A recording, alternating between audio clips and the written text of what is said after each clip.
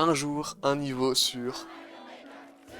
Un niveau avec une épave hantée ou un monstre marin, ça serait cool. Le concept est excellent, je vais essayer. Pour ce niveau, tu vas te régaler, car on va faire les deux. Par contre, il vous faudra un peu d'imagination. Pour le début, je fais en sorte que Mario prend un sous-marin, et j'ai fait plusieurs versions. It's the biggest piece of dog shit. Avec des blocs rouges peut-être.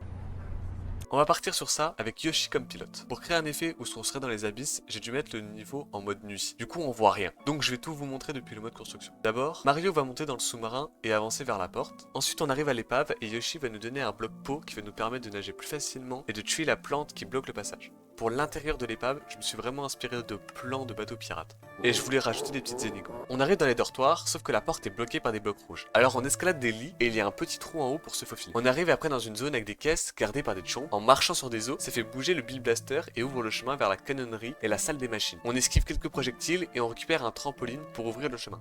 On active le bloc serpent pour nous ouvrir le chemin vers la salle de restaurant. On arrive dans la cuisine et on récupère un bloc pot pour tuer des plantes qui nous gênent. On monte dans la salle de stockage de nourriture et au bout de la salle des bouts, on trouve un bloc on-off. En retournant en arrière, on arrive dans la salle de bain et on prend la porte. Enfin, on arrive dans la chambre du capitaine Boo, où il faut se faufiler sous la table pour voler la clé et s'enfuir. Dans l'autre zone, on se prépare à affronter un robot kraken, avec un design totalement original. Yoshi nous prête une coupe à mobile qui pourrait détruire Ludwig, mais d'abord il faudrait détruire la pierre autour d'un bouton on-off. Mais grâce à des bombes lâchées par le mecha, on y parvient. Une fois détruit, Mario peut repartir dans le sous-marin et remonter à la surface.